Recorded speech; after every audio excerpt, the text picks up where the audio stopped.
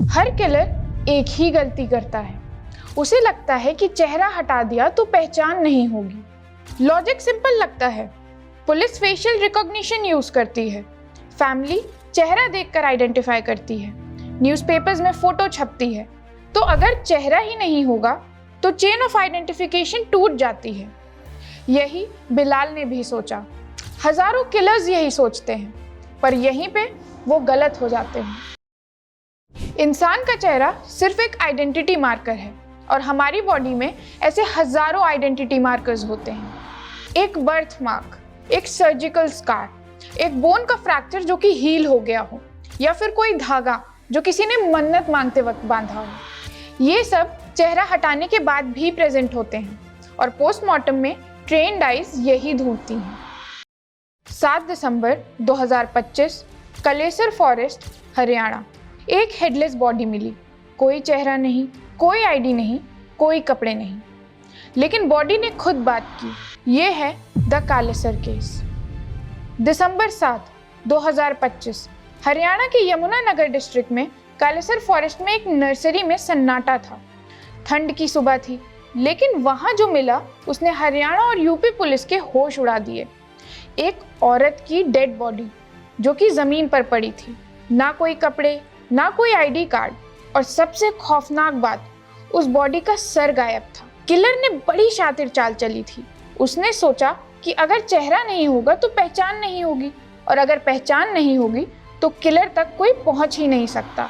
लेकिन वो एक बात भूल गया, फॉरेंसिक्स की नज़र से बचना नामुमकिन है। आज के एपिसोड में हम बात करेंगे एक धोखे की, एक मैरिज प्रपोजल की, जो आगे चलकर मौत का फरमान बन गया, और फॉरेंसिक्स की ऐसी ताकत की जिसने बिना सर की बॉडी को भी आइडेंटिफाई कर लिया।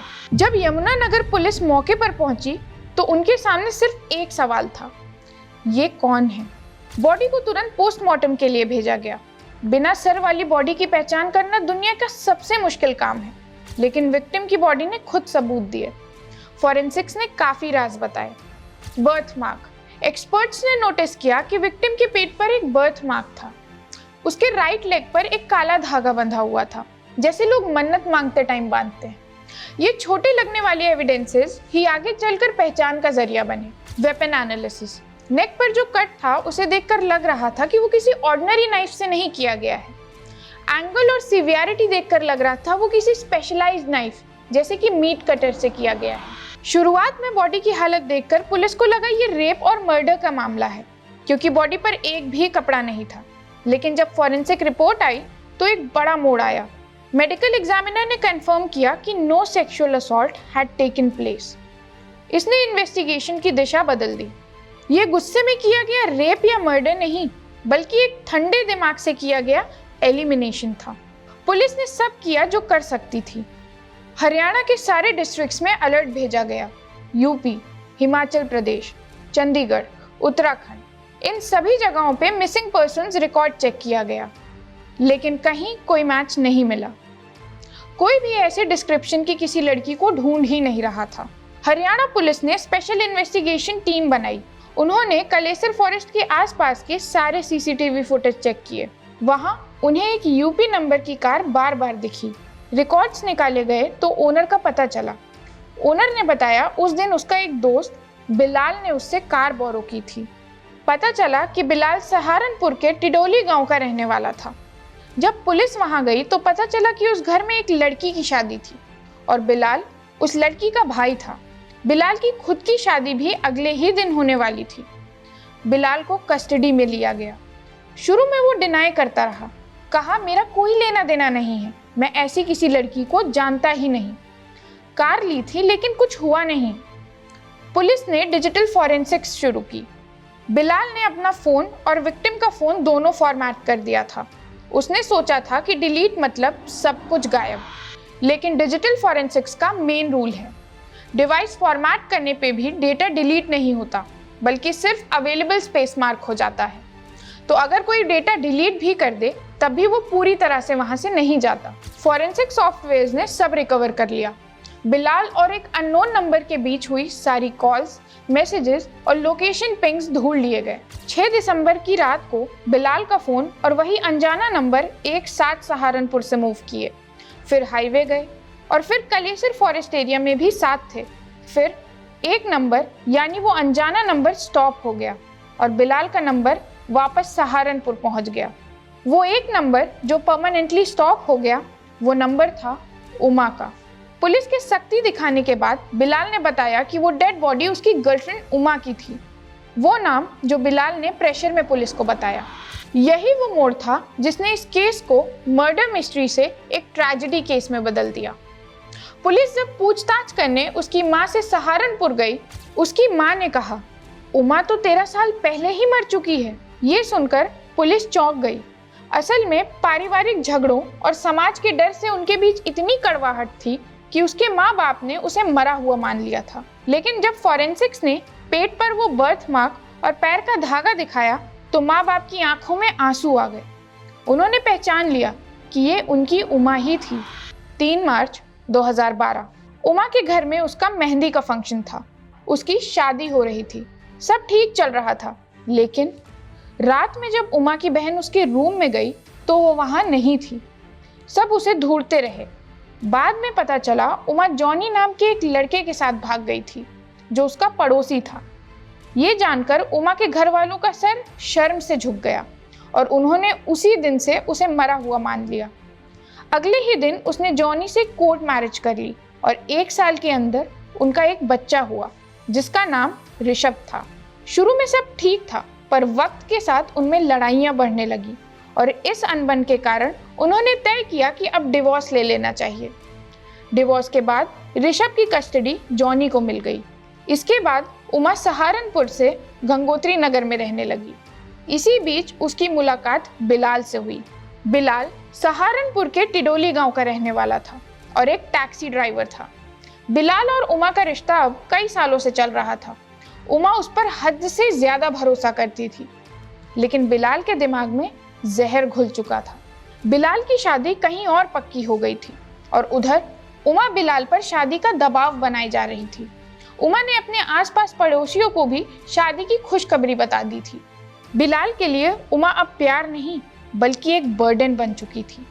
उसे लगा कि अगर उमा जिंदा रही तो उसकी नई शादीशुदा जिंदगी बर्बाद हो जाएगी।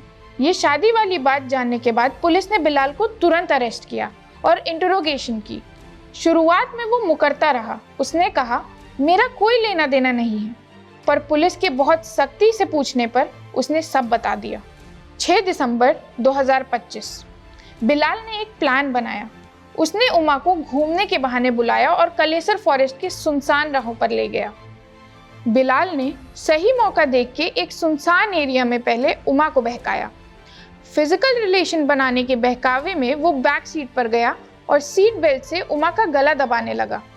जब उमा ने तड़प कर अपना दम तोड़ दिया, उसने बड़ी बेरहमी से मीट काटने वाले चाकू से उसका सिर अलग कर दिया।